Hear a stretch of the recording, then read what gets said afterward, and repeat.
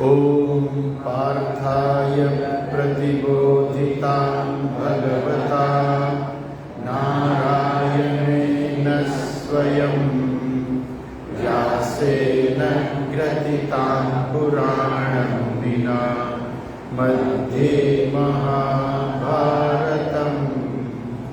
अद्वैतामृतवर्षिणीं भगवतीम् अष्टादशाध्यायिनीम् अम्ब त्वामनुसन्दधामि भगवद्गीते भवद्वेषिणीम्। नमोऽस्तु ते व्यासविशालबुद्धे पुल्लारविन्दायतपत्रनेत्र येन त्वया भारततैलपूर्णः प्रज्वालितो ज्ञानमयः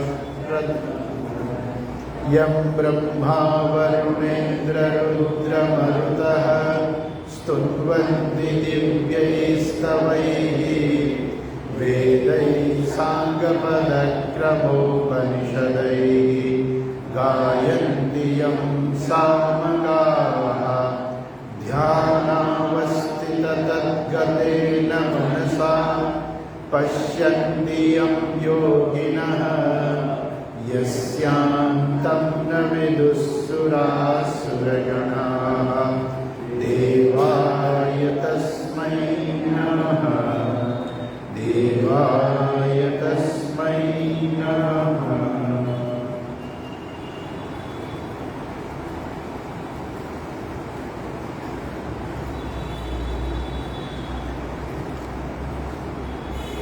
ખૂબ આનંદની વાત છે.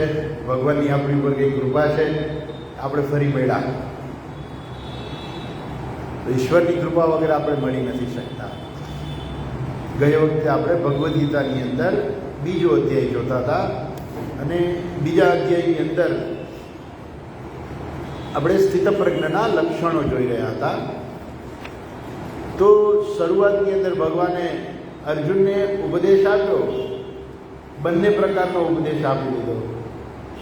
ભગવાને આત્માનો ઉપદેશ આપી દીધો, નૈનમ ચિંતન્તિ શસ્ત્રાણી નૈનમ દહતિ પાવકઃ, અને ભગવાને એની સાથે સાથે યોગ બુદ્ધિનો પણ ઉપદેશ આપી દીધો, કર્મણ્યેવાધિકારસ્તે મા ફલેષુ કદાચન.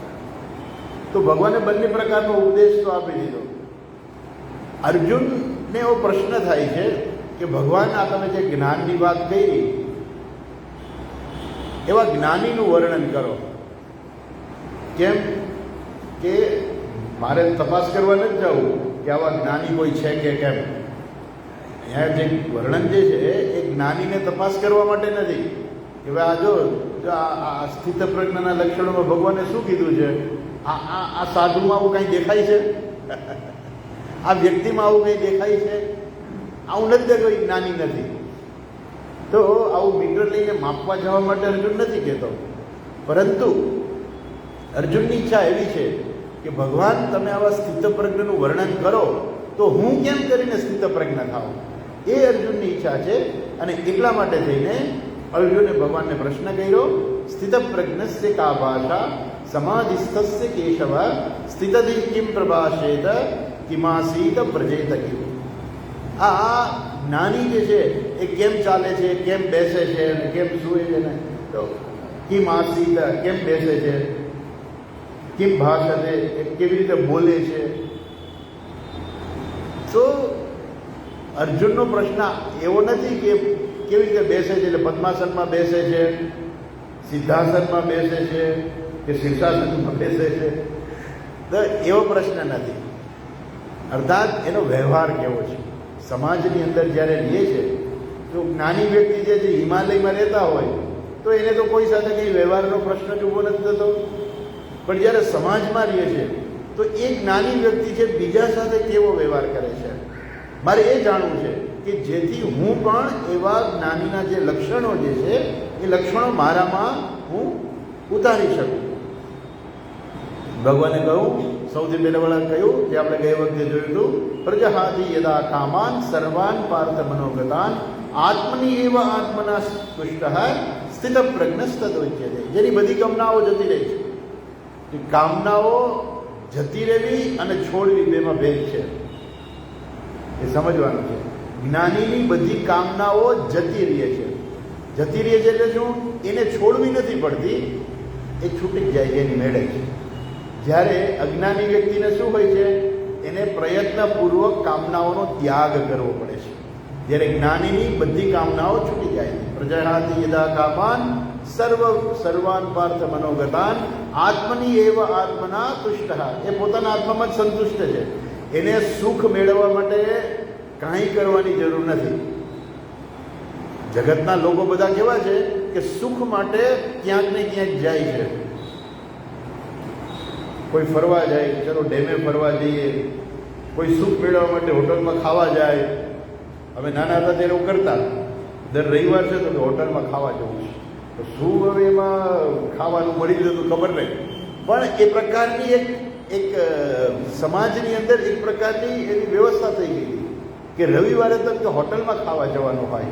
એટલે બધા મિત્રો રવિવારે હવે એમાં શું સુખ મળી જતું તો આજે પણ ખબર નથી પડતી કે એમાં શું સુખ હતું. કે દોડાદોડી અમે કરતા હતા, પણ એ વખતે એક મૂલ્ય હતું કે હોટલમાં જઈને ખાવું. એટલે આ બધી શું છે? ઈચ્છાઓ છે. જે જ્ઞાનીને સુખી થવા માટે કાંઈ હોટલમાં જવાની જરૂરિયાત નથી.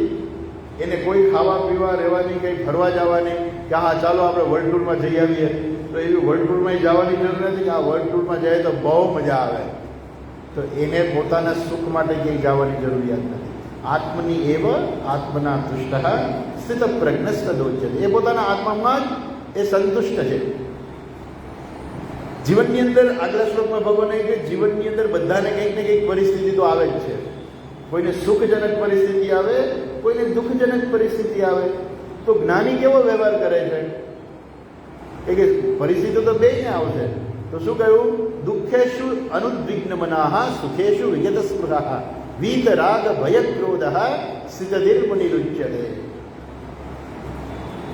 તો એને જીવનમાં સુખજનક, તમે જો તમને ખ્યાલ હશે, બહુ પ્રખ્યાત છે એ વસ્તુ કે રામકૃષ્ણ પરમહંસને ગળાનું કેન્સર થયું હતું. તો દુઃખજનક પરિસ્થિતિ હતી. પણ જ્યારે એને કહ્યું તો કે મને કાંઈ નથી, એ તો શરીરને છે, હું તો શરીર નથી, હું શરીર છું જ નહીં, તો મને ક્યાંથી થાય? તો એ પ્રકારે એનું જ્ઞાન એવું દ્રઢ છે કે એને દુઃખજનક પરિસ્થિતિ આવે તો એને કંઈ ફેર નથી પડતો, અને કદાચ બહુ સારી સુખજનક પરિસ્થિતિ આવે. મીરાનું ભજન છે ને, કોઈ દિન હાથી કોઈ દિન ઘોડડા કોઈ દિન પૈદલ ચલના. તો ક્યારેક હાથી ઉપર બેસાડી દે તો એ સુખજનક પરિસ્થિતિ છે, પણ એનામાં કંઈ ફેરફાર થતો નથી. યસ સર્વત્રાનપી સ્નેહ તત્ત પ્રાપ્ય શુભાશુભમ નાભિનંદતી ન દ્વેષ્ટિ. આ બધી પરિસ્થિતિ જેમાં આવે છે, શુભ અને અશુભ જે કંઈ આવે છે એનો નથી દ્વેષ કરતો કે નથી એનો આવકાર કરતો કે બહુ મજા આવી, ચાલો આવા જ એમ પણ નથી. પછી 58મા શ્લોકની અંદર ઉદાહરણ આપ્યું કે જ્ઞાનીનું જીવન કેવું છે. તો કહે છે કે જ્ઞાનીનું જીવન કાચબા જેવું છે. કાચબો જે છે એ શું કરે છે? કાંઈ એને આમ મુશ્કેલી આવે ને એટલે એ બધા અંગોને અંદર લઈ લે.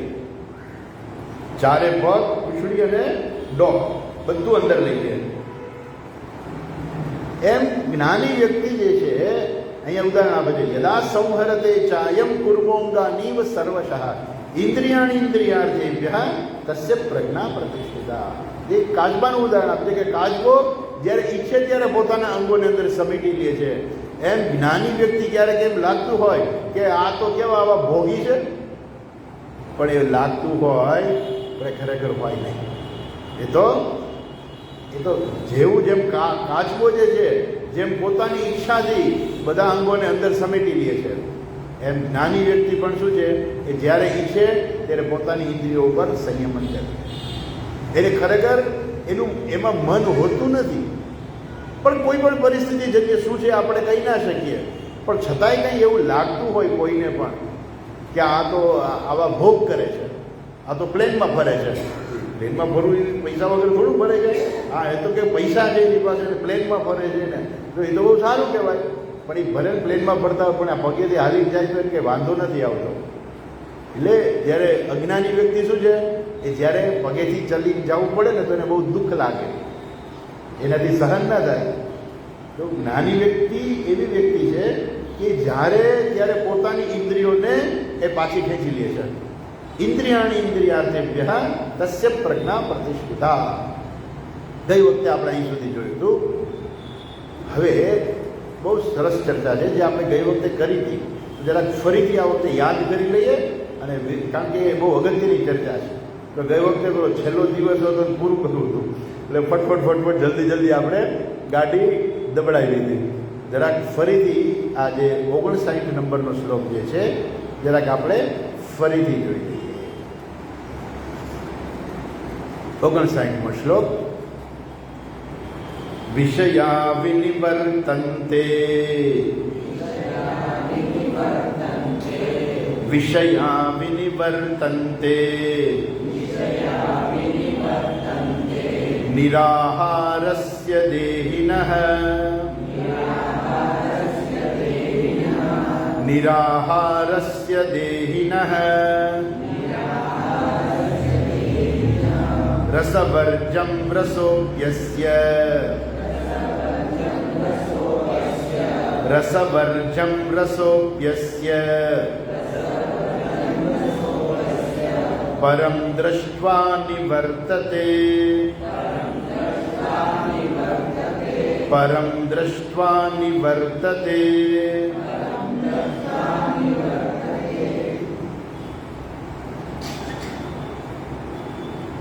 ભગવાન અહીંયા બીજા લોકોનું પણ ઉદાહરણ આપે છે કે ઘણા લોકો એવું લાગતું હોય કે બહુ સંયમી છે, આહા એનો તો વૈરાગ્ય કેવો ને એવું બધું લાગતું હોય, પ્રયત્નપૂર્વક એ લોકો વૈરાગ્યને પ્રદર્શિત પણ કરતા હોય, પણ અહીંયા શું કહે છે કે એ વિષયા વિનિવર્તન્તે નિરાહારસ્ય દેહિનઃ.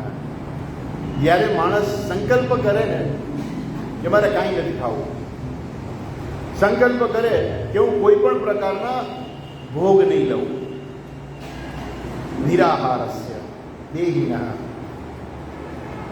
એવી વ્યક્તિ જે છે એ શું છે વિષયા વિનિવર્તન્તે. ત્યારે એવું લાગે કે ઓહો આ તો મહાવૈરાગી છે, એનું તો મન જરાય કોઈ વિષયોમાં જતું નથી. પણ એ કેવું છે તો કે તમે ઉપવાસ કરજો, હમણાં જન્માષ્ટમી આવે છે ને, એક દિવસ ઉપવાસ કરો. શું કરવાનું? કાંઈ નહીં ખાવાનું. બીજે દિવસે સવારે જુઓ તમારી શું હાલત થાય છે. ફટાફટ કે કાં તો રાત્રે કહી દીધું કે સવારે મારા માટે આ બનાવી રાખજો. મને અત્યારે તો ઉપવાસ છે હું કાંઈ નથી ખાતો, પણ સવારે વહેલો જાય પછી તે દિવસે ભાઈ વહેલા ઉઠી જાય કે ભાઈ આજ ગઈકાલનો ઉપવાસ હતો એટલે જરાક નાસ્તો આજ વહેલો કરવો છે. તો એ શું છે નિરાહારસ્ય.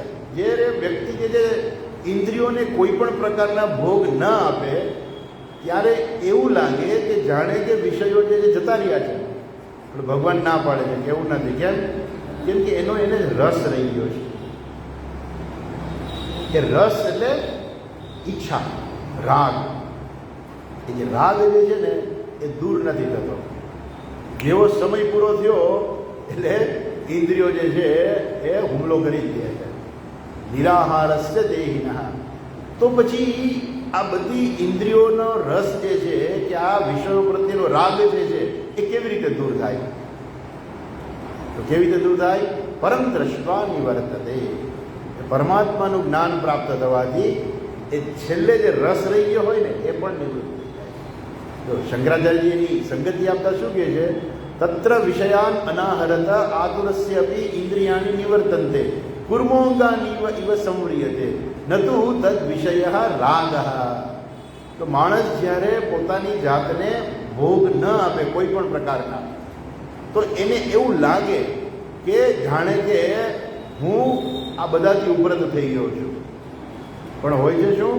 એની અંદર રાગ રહી ગયો હોય, રસ રહી ગયો. રસ એટલે શું? મૂલ્ય.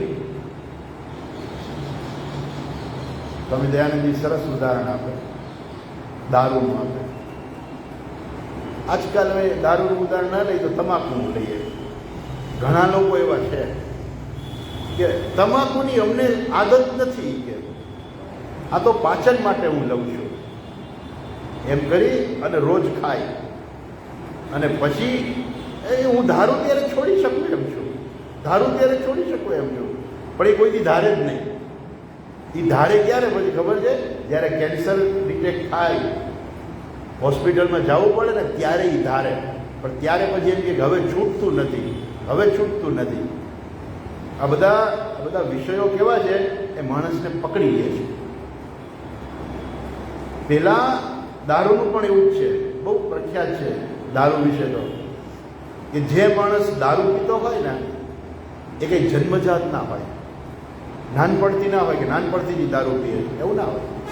એ પોતે પીતો જ ના હોય, પણ કોક એનો મિત્ર હોય, કોક વ્યક્તિ એવી હોય કે જેને પહેલી વાર પીવડાવે, ધરાર લઈ જાય, સાથે લઈ જાય કે ચલો ચલો આપણે બધા સાથે જઈએ. અરે એ પેલું ના પડે કે હું તો નથી પીતો, અરે એમ કહે એટલે અમે બધા પીને તું ન પીતો, બધું આ બરાબર ના લાગે. આ તું ગ્રુપમાંથી છૂટો પડી જાય એવું લાગે. ભલે કાંઈ નહીં તું ન પીતો હતો, પણ અમારી સાથે આવ્યો ત્યારે ક્યારેક તો પી, એમાં કાંઈ તું મરી નથી જવાનો, ઉલટાનું તારું પાચન તંત્ર સારું થશે એમ કરીને ધરાર પહેલી વાર પીવડાવે. પાછું બીજી વાર જાય ત્યારે બીજી વાર પાછો પીવડાવે, બીજી વખતે માણસ વિરોધ ના કરે, ત્રીજી વાર એ બોયલા વગર લઈ લે, અને પછી ધીમે ધીમે એને. એટલે પેલા શું થાય? પેલા એને એની પોતાના ઉપર કંટ્રોલ હોય કે હું દારૂ પીતો નથી પણ ક્યારેક પીવું છું એમ કરીને એ પોતાની જાતને સમજાવે. પણ એમાંથી પેલું કન્વર્ટ ક્યારે થઈ જાય ખબર ના પડે. પછી દારૂ એને એવો પકડી લે કે પછી એ પોતાની ઈચ્છા પ્રમાણે દારૂ ન પીતો હોય, એના મનમાંથી એ દારૂની બોટલ જ જાણીને બોલાવે કે તું આવ ને મને પી. ઘણા વર્ષો પહેલા પેલું આ વાક્ય હતું કે દારૂડિયો દારૂને શું પીવાનો છે, દારૂ જ દારૂડિયાને પી જાય છે. આ વાક્ય હતું, એ સાચું હતું વાક્ય, કે પેલાને ખબર જ નથી પડતી કે પોતે કેવો અંદર ફસાઈ જાય છે. એમ આ જગતના પદાર્થો આવા જ છે, જો એની પાછળ કોઈ દોડે તો એમાં ક્યાંય ફસાઈ જાય એ ખબર ના પડે. એક બીજું અહીંયા ભાષ્યની અંદર કહે છે, યદ્યપિ વિષય ઉપલક્ષિતાની વિષય શબ્દ વાચ્યાની ઇન્દ્રિયાણી. અહીંયા ઇન્દ્રિયોને પણ વિષયો શબ્દ વાપરે છે. શું કહે છે? વિષયા વિનિવર્તનતે નિરાહારસ્ય દેહિનઃ. એ વિષયોથી ઉપરત થઈ જાય, પણ એનો બીજો અર્થ એવો છે કે ઇન્દ્રિયો જે છે એ ઉપરત થઈ જાય, વિષયો નહીં, ઇન્દ્રિયો. એટલે માણસ જે છે ધરાર એ ઇન્દ્રિયોને ઉપરત કરી દે, નિરાહારસ્ય દેહિનઃ. તો બે અર્થમાં કહે છે, વિષય શબ્દ વાચ્યાની ઇન્દ્રિયાણી અથવા વિષયા એવ નિરાહારસ્ય. કેવી રીતે? અનાહ્રિયમાણ વિષયસ્ય કષ્ટે તપસી. કોઈ માણસ નક્કી કરે કે મારે તપશ્ચર્યા કરવી છે, ત્યારે એ શું કરે?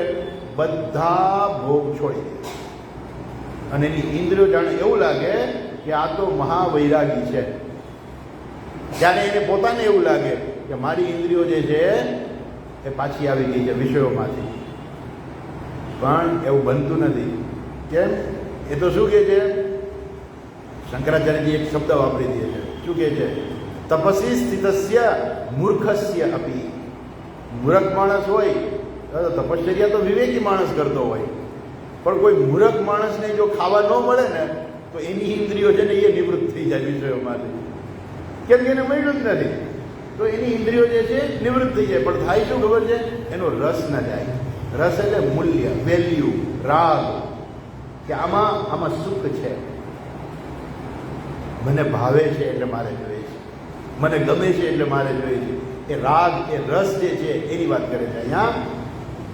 એ શું છે? નિવર્તન્તે દેહિનઃ દેહવતઃ રસવર્જમ રસઃ રાગ વિષયેષુ. શંકરાચાર્ય કહે છે રસ એટલે શું? વિષયેષુ રાગ. વિષયોમાં રાગ. રાગ એટલે શું? વસ્તુ સારી છે એમાં વાંધો નહીં, મારે જોઈ છે ત્યાં વાંધો છે. તમે જ્યાં સુધી કે વાહ કેવી સરસ વસ્તુ છે એમાં કઈ વાંધો નહીં, તમે કહી શકો. પણ પછી શું થાય? એ વસ્તુ મારે જોઈ છે ત્યાં વાંધો. તમે જગતની અંદર ગમે તે વસ્તુ સારી છે ને કહી શકો, એનો અર્થ એવો નથી કે તમને એમાં રાગ છે, રસ છે. પણ જ્યારે તમને એમ થાય કે એ મારે જોઈએ છે તો એ રાગ છે. એટલે શંકરાચાર્ય શું કે છે અહીંયા, રસઃ વિષયેષુ રાગ. વિષયોમાં જે રાગ જે છે, રાગ એટલે શું, મારે જોઈશે, મને મળશે ને તો હું સુખી થઈશ, એટલે મારે જોઈશે. આપણે આની તરફ ઘણી વખત વાત કરીએ છીએ રીંગણાની. તો રીંગણા કેમ ભાવે છે? રીંગણામાં સુખ દેખાય છે કે મારે રીંગણા ખાવા છે.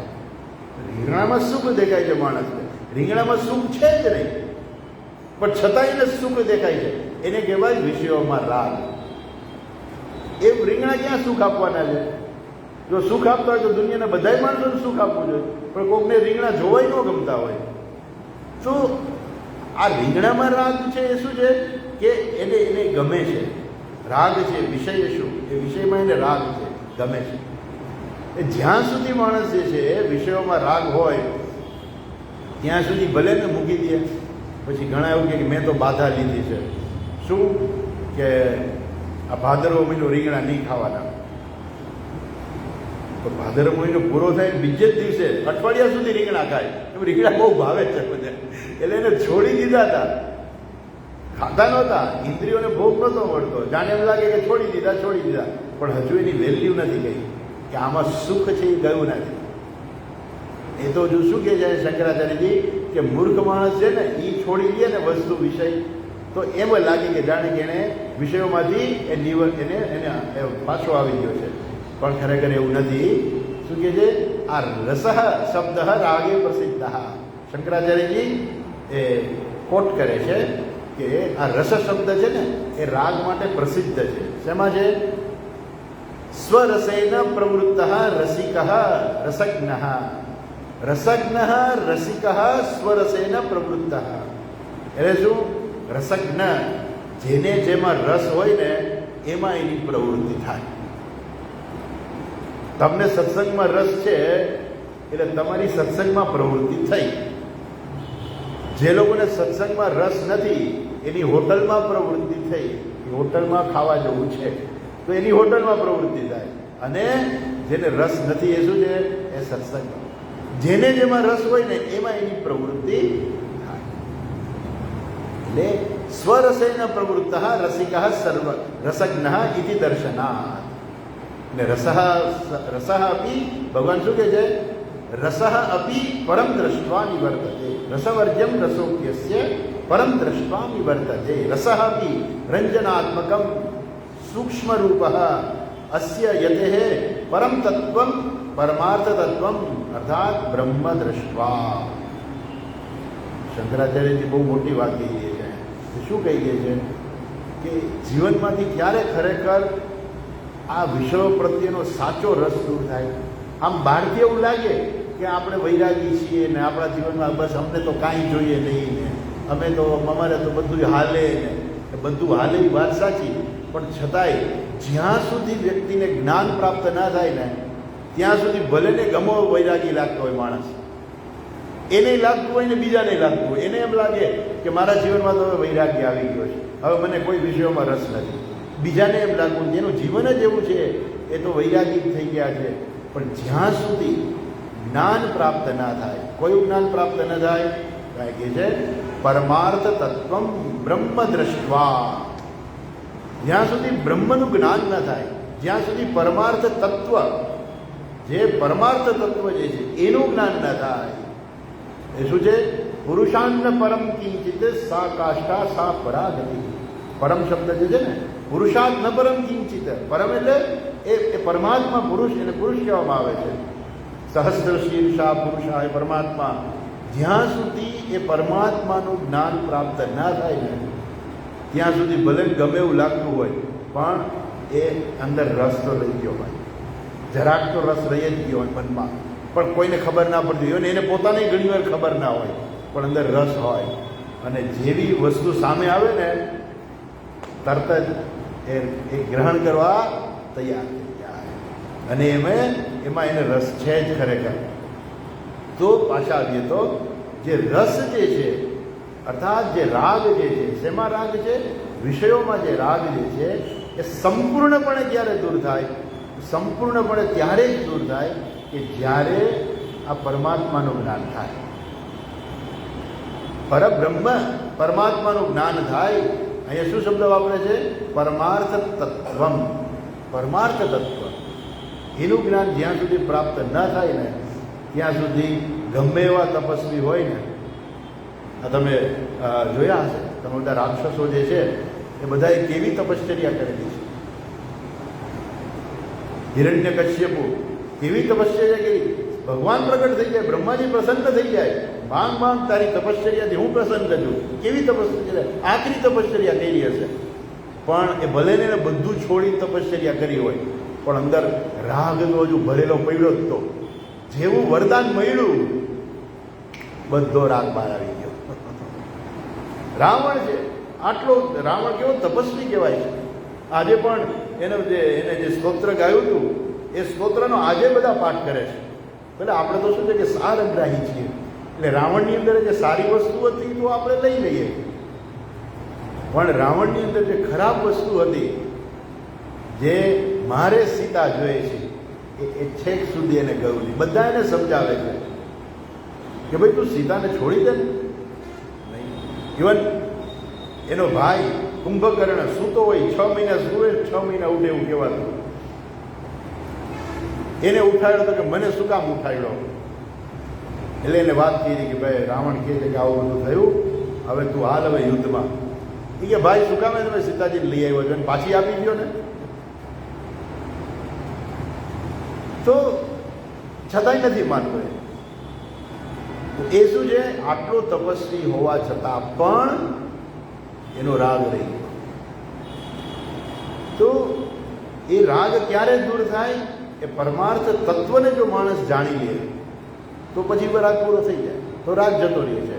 એટલે અહીંયા કહે છે પરમાર્થ તત્વમ અર્થાત બ્રહ્મ દ્રષ્ટવા. બ્રહ્મનું જ્ઞાન જેને પ્રાપ્ત થાય, બ્રહ્મ દ્રષ્ટવા એટલે બ્રહ્મને જોઈને. તો દ્રષ્ટવા એટલે આપણને એમ લાગે કે બ્રહ્મ દેખાય છે. દ્રષ્ટવા શબ્દ છે ને, એટલે દ્રષ્ટવા એટલે આપણે ગુજરાતીમાં તો એવું જ માનીએ આપણે કે જોઈને.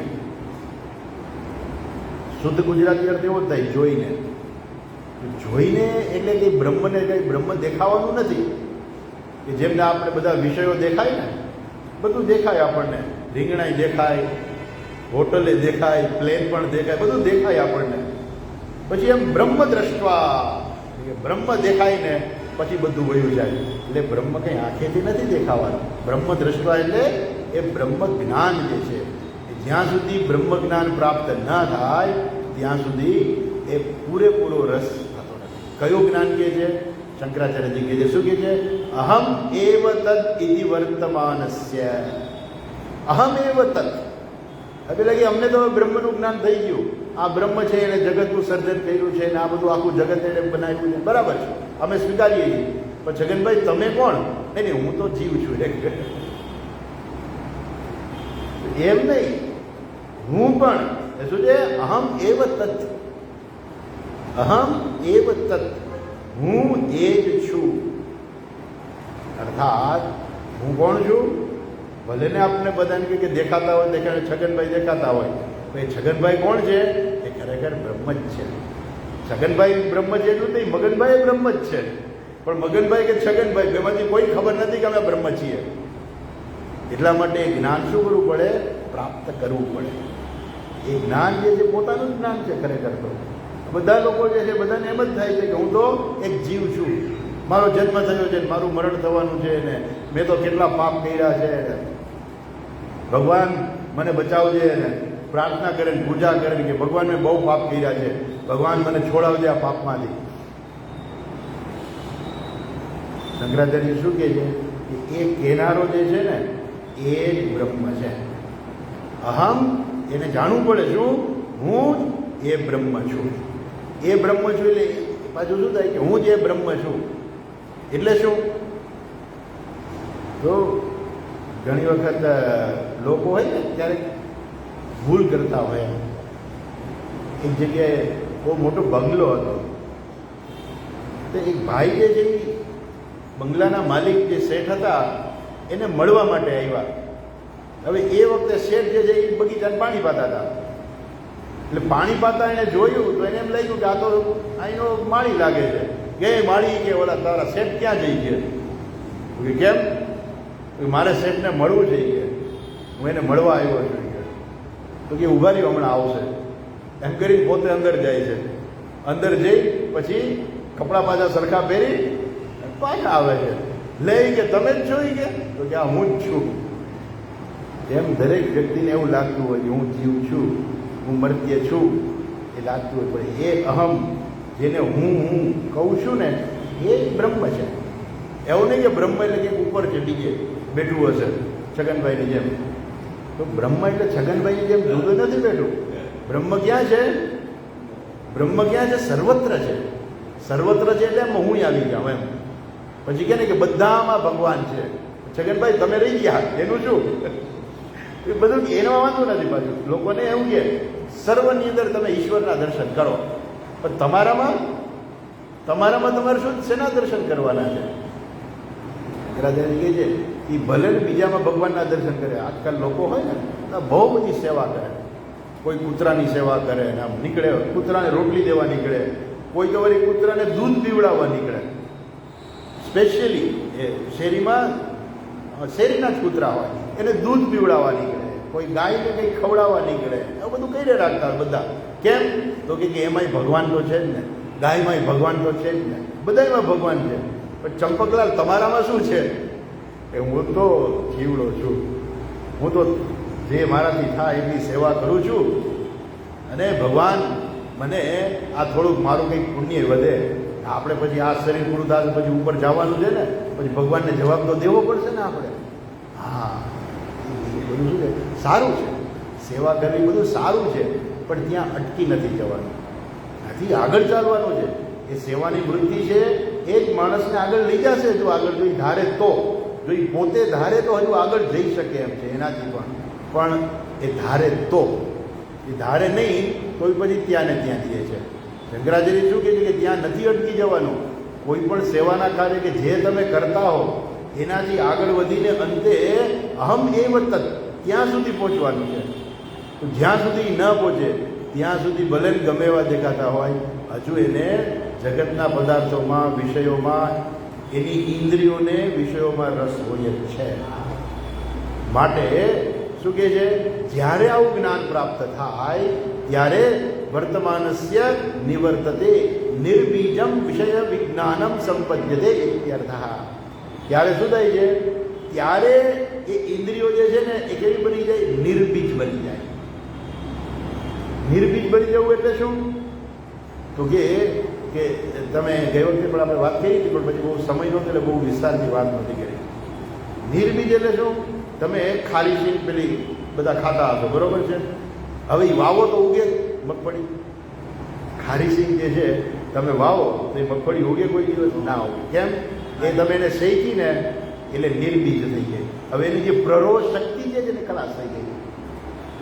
એમ જે વ્યક્તિને બ્રહ્મનું જ્ઞાન થઈ જાય ને એટલે શું થાય છે? આ ઇન્દ્રિયો પ્રત્યેનો જે આપેલા વિષયો પ્રત્યેનો જે રાગ હોય ને એ રાગ ગયો, બીજ ખલાસ થઈ ગયું, બીજ જ ગયું. એટલે પછી જ્ઞાની વ્યક્તિને ભલે ગમે એટલા પ્રલોભનો કોઈ આપે ને, કેમ કે હવે એ નિર્બીજ થઈ ગયું છે. એનો રાગ જે છે કેવો થઈ ગયો છે? નિર્બીજ છે. હવે એને વિષયોમાં કોઈ રાગ નથી, એ રાગ નિર્બીજ થઈ ગયો છે, અને માટે એને કોઈ ફસાવી શકે. સ્વામી વિવેકાનંદનું બહુ પ્રખ્યાત છે ઉદાહરણ. પેલી સ્ત્રી આવે છે કે મારી સાથે લગ્ન કરો, તો કે ના ના, હું તો તમને મા તરીકે સ્વીકારું છું. તમે તો મારી, હું તો તમને માની જેમ જોઉં છું, તમે તો મારા મા છો. તો સિસ્ટર નિવેદિતા પ્રખ્યાત છે એના માટે થઈને એ જ છે ને, એ જ છે ને, હા, એ જ સિસ્ટર નિવેદિતા. પછી એ પણ વિવેકાનંદના કાર્યમાં, સેવાના કાર્યમાં એ પોતે પણ જોડાઈ ગયા અને આગળ જતાં ખૂબ એને પણ સેવા કરી. પણ એણે કહ્યું કે તમે મારી સાથે લગ્ન કરો, પણ એ વિવેકાનંદ છે એની પાસે જ્ઞાન તો હતું જ, તો એને એવા કોઈ ભોગ વિશે એને કોઈ આકર્ષણ હતું જ નહીં. પેલી બેને સામેથી એને કીધું તમે મારી સાથે લગ્ન કરો, તો એને ના પાડતી હતી કે નહીં, હું તો તમને મારી બેન તરીકે જ જોઉં છું, તમે તો મારી મા સમાન છો, એમ કરીને એણે કે એને કોઈ પણ પ્રકારનો મનમાં વિકાર ના આવ્યો. એ બતાવે છે કે મનમાં જે છે ને એ રાગનું બીજ છે ને એ જતું રહ્યું છે. એમ આ બધા વિષયો માણસ ભલે છોડી દે, પણ જ્યાં સુધી એ જ્ઞાન પ્રાપ્ત ન કરે ને ત્યાં સુધી એ બીજ જે છે એનું જતું નથી, અંતર રહી જાય છે. માટે આગળ કહે છે ન અસતિ સમ્યક દર્શને રસસ્ય ઉચ્છેદ. સમ્યક દર્શને રસસ્ય ઉચ્છેદ ન અસતિ તસ્માત સમ્યક દર્શનાત્મિકાયા પ્રજ્ઞાયા સ્થૈર્યમ કર્તવ્યમ. જ્યાં સુધી જે જ્ઞાન જે છે એ જ્યાં સુધી એ પરફેક્ટ ના થાય, જ્ઞાન સ્થિર ના થાય, ત્યાં સુધી આ શું કે છે અહીંયા રસસ્ય ન ઉચ્છેદ અસતિ. એ રસનો જે છે, જગતના વિષયોનો જે રસ જે છે ને, રાગ જે છે એનો ઉચ્છેદ થતો નથી. માટે સમ્યક દર્શનાત્મિકાયા પ્રજ્ઞાયા સ્થૈર્ય કર્તવ્યમ. એટલા માટે જે લોકોને પણ જ્ઞાન પ્રાપ્ત થયું હોય એને શું કરવાનું છે? એને જ્ઞાનને સ્થિર કરવાનું છે. સ્થૈર્યમ એટલે જ્ઞાન તો પ્રાપ્ત કર્યું હોય પણ હજુ જ્ઞાન દ્રઢ ના થયું હોય. અને જો દ્રઢ ન થયું હોય તો શું થાય? તો ગમે તે વ્યક્તિ એને ચલિત કરી શકે. જ્ઞાન કેવું હોવું જોઈએ? દ્રઢ જ્ઞાન હોવું જોઈએ. જો જ્ઞાન દ્રઢ હોય તો એનું બીજ જ નીકળી જાય. અને માટે અહીંયા કહે છે શું કરું? પ્રજ્ઞાયા કેવી? સમ્યક દર્શનાત્મિકાયા પ્રજ્ઞાયા સ્થૈર્યમ. એ સમ્યક દર્શન પ્રજ્ઞા જે છે, પ્રજ્ઞા એટલે બુદ્ધિમાં જ્ઞાન, એ પ્રજ્ઞા. અને એનું શું છે? કેવું? સમ્યક દર્શનાત્મિકાયા. જે સમ્યક એટલે યોગ્ય દર્શન. અત્યારે આપણા બધાનું દર્શન કેવું હોય? યોગ્ય ના હોય, થોડુંક અધૂરું હોય. કે ભલે બધાને જોઈએ ખરા પણ બધાથી અલગ જોઈએ અને બધા આમ તેમ બધું જોતા હોય દરેક વ્યક્તિ. તો સમ્યક દર્શન એટલે શું? યોગ્ય દર્શન. યોગ્ય દર્શન એટલે શું? તો આપણે સામાન્ય રીતે વ્યવહારની અંદર બરાબર ઠીક છે, પણ આંતરિક રીતે યોગ્ય દર્શન હોવું. આંતરિક રીતે યોગ્ય દર્શન એટલે શું? જે કંઈ છે બધું ઈશ્વર, જે કંઈ છે બધું બ્રહ્મ છે. સર્વમ ખલુ ઇદમ બ્રહ્મા. જે કંઈ છે બધું જ બ્રહ્મ છે. એ જ્ઞાન જે છે એ સ્થિર થઈ જવું જોઈએ. એ પ્રજ્ઞા, એ બુદ્ધિ સાંભળતો હોય આપણે કે હું જ બ્રહ્મ છું, પણ એ જ્ઞાન પાછું કેવું થઈ જવું જોઈએ? સ્થિર. એટલે શું? એને કોઈ ચલિત ના કરી શકે. કાલ સવારે આવીને કોઈ એમ કે ભાઈ આ તો બધી શાસ્ત્રમાં તો બધું ખાલી વખાણ કરવા ખાતર કીધું. તો જે લોકો કર્મકાંડી હોય ને, મીમાંસકો ને બધા, એ લોકો એવું કે આ તો શાસ્ત્રમાં છે ને એ વ્યક્તિના ખાલી વખાણ કરવા માટે જ કીધું છે કે ભાઈ તું બ્રહ્મ જો. બાકી વ્યક્તિ થોડી બ્રહ્મ હોઈ શકે કોઈ દિવસ. એ ક્યાંથી બ્રહ્મ હોય કે હું ખાવ? બધું બ્રહ્મ જ હોય તો હું ખાવ તો તમારું પેટ ભરાઈ જવું જોઈએ. તો તમારું પેટ ભરાઈ જાય છે? તો કે ના. તો કે હું ને તમે બે એક કેવી રીતે હોઈએ? હું ખાવ તો તમારું પેટ નથી ભરાવાનું, એનો અર્થ કે હું ને તમે બે એક નથી. ભાઈ એ વાત સાચી, પેટ એક નથી પણ આત્મા તો એક છે ને. પેટની વાત ક્યાં અમે કરીએ છીએ? અમે એવું નથી કહેતા કે પેટ એક જ છે. અમે ક્યાં પેટની વાત કરીએ છીએ? અમે ક્યાં ભૂખની વાત કરીએ છીએ? અમે તો વાત કરીએ છીએ આત્મ તત્વની વાત કરીએ છીએ. એ એક જ છે. આ લાઈટ, એક લાઈટ જે છે ઓલા પંખાને કહે કે જો આપણે બે એક નથી હો. કેમ? તો કે જો હું તો લાઈટ પ્રકાશ આપું છું, તું તો હવા નાખે છે, આપણે બે એક કેવી રીતે હોઈએ? તો કે ભાઈ વાત સાચી, આપણે વાત કરીએ છીએ સાધનની વાત નથી કરતા, પણ એ સાધનની અંદર રહેલી જે શક્તિ જે છે એ શક્તિની વાત કરી છે કે ઇલેક્ટ્રિક પાવર બેમાં એક જ છે. એ પછી પંખો હોય કે લાઇટ હોય કે માઇક હોય, એક જ પાવર છે. એમ આપણા બધાની અંદર એક જ પાવર છે, એ છે બ્રહ્મા. એ પાવર બધાની અંદર છે અને એ સિવાય બીજું કંઈ છે જ નહીં. આપણે ઘણા વખત પહેલાં ઉદાહરણ જોયેલું ટીવીનું. ટીવીનું ઉદાહરણ બહુ સારું કે ટીવીમાં કાંઈ નથી છતાંય બધું દેખાય. ટીવીમાં માણસો દેખાય, મેદાન દેખાય, જંગલ દેખાય, વરસાદે આવે ને પાણી આવે ને પૂરે આવે ને બધું જાય ને આગે લાગે ને સળગીએ જાય, પણ ટીવીને કાંઈ ન થાય. ટીવીની અંદર કાંઈ ન હોય. તમે ટીવીની સ્વિચ બંધ કરજો, કાંઈ નથી. બધું એમ જાણે કે બ્રહ્મમાંથી બધું સર્જન થયું છે અને જાણે કે આ ટીવીની અંદર આપણે બધું જોઈએ છીએ. એમ બ્રહ્મ જાણે કે એમાં પાછા ટીવીમાંથી આપણે પાછા જુદા હોઈએ ને. હું ટીવીને જોનારો જુદો છું જ્યારે આ જગતની અંદર આ જગતને જોનારો હું આ જગતથી જુદો નથી. એટલે આમ થોડુંક જે છે ને સમજવું અઘરું છે. એમ કંઈ સીધું ટીવીના ઉદાહરણથી બધું સમજાય ના જાય, પણ જેવી રીતે ટીવીની અંદર જે છે પ્રકાશ સિવાય કાંઈ બીજું છે જ નહીં, માત્ર પ્રકાશ છે. પ્રકાશના કિરણને કારણે બધું દેખાય છે. એમ આ આખી સૃષ્ટિ જે છે માત્ર બ્રહ્મને કારણે આપણને દેખાય છે. દેખાય છે કેમ? આપણે આંખ છે એટલે. જો આંખ જ ન હોય તો આપણને કંઈ દેખાય? જે માણસને આંખ ન હોય આપણે એમ કહીએ કે ઓલા ભાઈ આવે છે એ લાલ કપડાં પહેર્યા છે કે પીળા કપડાં પહેર્યા છે, તો એના માટે લાલ કે પીળાનો કોઈ પ્રશ્ન જ નથી. કેમ? કેમ કે એની પાસે આંખ નથી. આપણી પાસે આંખ છે પણ એ મર્યાદામાં જ છે. આપણી આંખ એટલે કેવી છે? ભગવાને આંખ આપણને મર્યાદામાં આપી છે કે જેથી આપણું જીવન ચાલે. એટલા બધું ભગવાન આપ્યું. ભગવાન બધાને કરે. ભગવાન બધાનું જીવન સરખી રીતે હાલે ને એવું ભગવાન બધાને આપી જાય. ભગવાને ઉદાહરણ આપ્યું ને, કુરમહા, કાચબો. હવે કાચબાનું જીવન તમે જુઓ કેવું છે. કેવડો કાચબો, આવડો નાનકડો કાચબો. હવે એને કોઈ મારો આવે તો બિચારો ક્યાં ભાગે? ક્યાંય ન ભાગી શકે. હરણ જે છે એને સિંહ કે વાઘ જે મારો આવે ને તો કેટલું ભાગી જાય, થાકી જાય. સિંહ વાઘ એને પકડવામાં થાકી જાય ને ક્યારેક હાથમાં ન આવે. હરણ એટલું દોડી જાય. ભગવાને એને એવા પગ આપ્યા છે ભાગવા માટેના, પણ ઓલો કાચબો ક્યાં ભાગે? ઈશ્વરને એવું છે કે પછી ભગવાન બધાને હરખા જ ન બનાવે. તો ભગવાન કંઈક જુદી જુદી સૃષ્ટિમાં કંઈક અલગ અલગ હોવું જોઈએ ને. નહીં તો શું કહો, ભગવાન કોને કહેવાય એમ? એટલે ભગવાન તમે જો બધાને પેલું વરદાન આપે ને ત્યારે ભગવાન ક્યારે વિચાર ન કરે, સીધું ભગવાન કહી લે માંગ માંગ, તારે જે જોઈએ માંગી લે. માંગનાર ભલે ને ગમે તે માંગી લે, ભગવાનને ખબર છે કે આનો ઉપાય શું છે. પેલો કે અંદર ન મરું, બહાર ન મરું, ઉપર ન મરું, નીચે ન મરું, શસ્ત્રથી મરું, અસ્ત્રથી ન મરું, માણસથી ન મરું, પશુથી ના મરું, બધું માંગી લીધું. ભગવાન કે તથાસ્તુ. ભગવાનને ખબર છે. ભગવાન એના માટે સ્પેશિયલ નરસિંહનું રૂપ ધારણ કર્યું. એ ભગવાનનું સર્જન છે. એમ ભગવાને બધા દુનિયામાં બધાને સરખા નથી બનાવ્યા. કોઈને હરણી બનાવ્યા છે, સિંહ વાઘે બનાવ્યા છે, માણસે બનાવ્યા છે, કાચબાઈ બનાવ્યા છે. તો કાચબાવડો નાનકડો, હવે એને બિચારાને ભાગવું કેવી રીતે? ભગવાન એના માટે સરસ સરસ શું કર્યું? બધા અંગને અંદર લઈ લઈએ પછી કોઈ કાંઈ ન કરી શકે એને. એ કાચબો જે છે એની ઉપરની ઢાલ એટલી મજબૂત હોય કોઈ કાંઈ ના કરી શકે. સિંહ વાઘ ભલે ગમે તે આવે કોઈ કાંઈ ના કરી શકે. એ વયા જાય પછી પાછું ડોકું બહાર કાઢે. વયા ગયો કે હવે ડોકું બહાર કાઢે.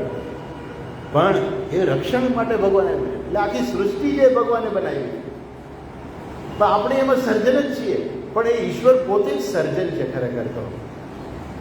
ઓકે, પાછા આવીએ તો જ્યાં સુધી સમ્યક દર્શન ન થાય ત્યાં સુધી આ ઇન્દ્રિયો પ્રત્યેનો રાગ છે એ જાય નહીં. સમ્યક દર્શન જે છે એ પ્રજ્ઞા જે છે એ બુદ્ધિ છે એ જ્ઞાન જે છે એ જ્ઞાનને કેવું કરવું પડે? સ્થિર કરવું પડે. સ્થિર એટલે શું? મજબૂત કરવું પડે, દ્રઢ કરવું પડે. શંકરાચાર્ય શું કહ્યું?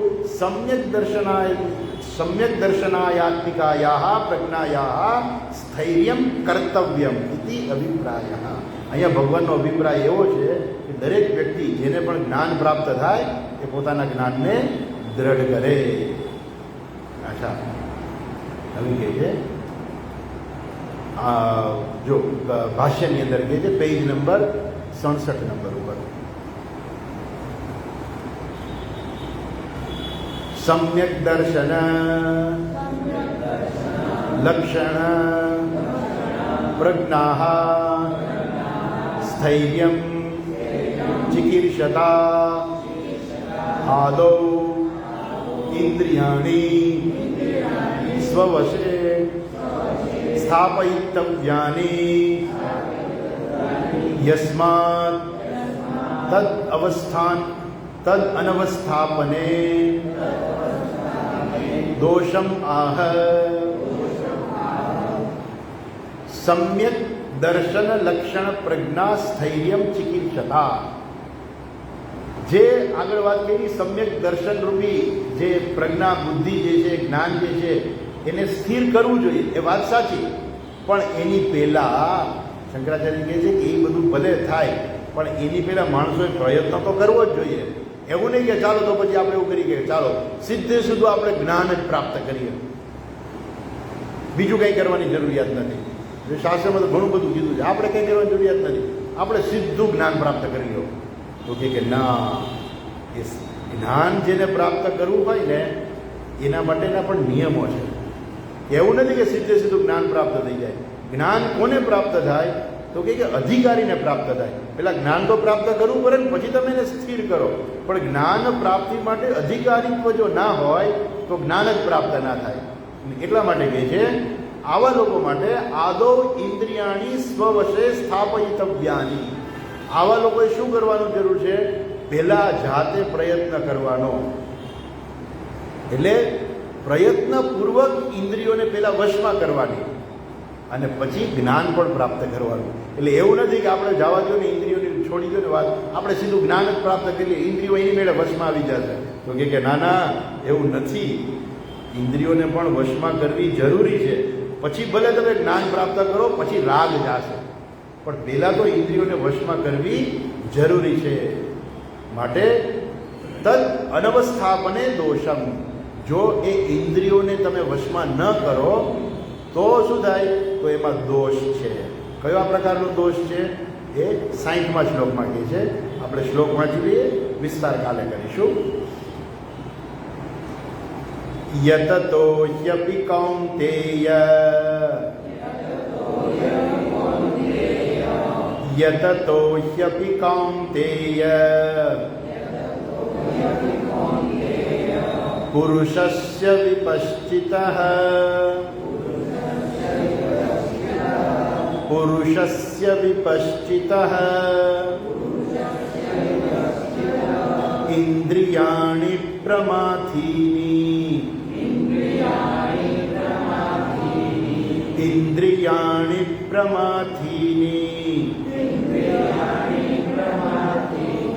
હરંતિ પ્રસભં મનઃ હરંતિ પ્રસભં મનઃ.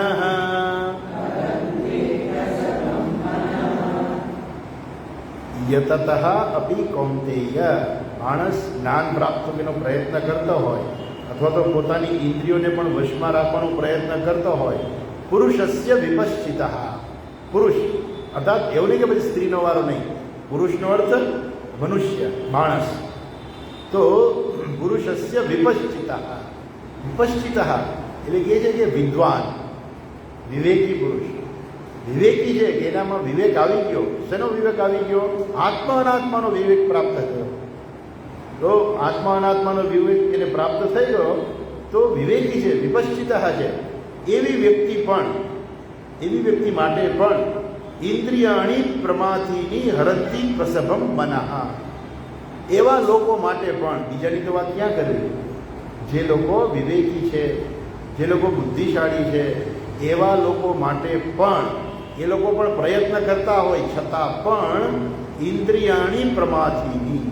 આ ઇન્દ્રિયો જે છે ને એ કંઈ જેવી જેવી નથી કે આપણે વાતો કરીને અરે એમાં શું હતું, મને તો ઇન્દ્રિયો પર કાબુ કરતાં બહુ સારી રીતે આવડે છે. તમે જો ને હું ધારું કરી શકું. ઘણા લોકોને એવું કહ્યું હું ધારું કરી શકું.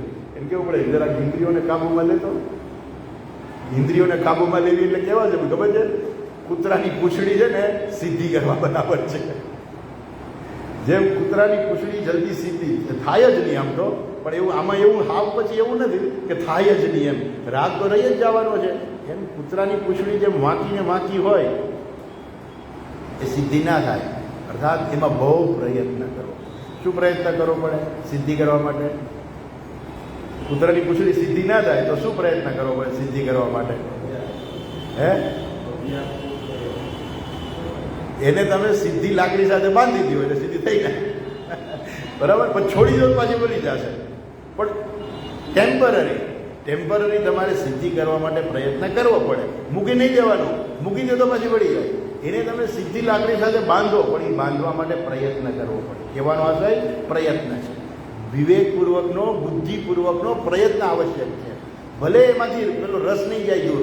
એટલે શું, તમે મૂકી દેશો તો પાછી વળી જ જવાની છે.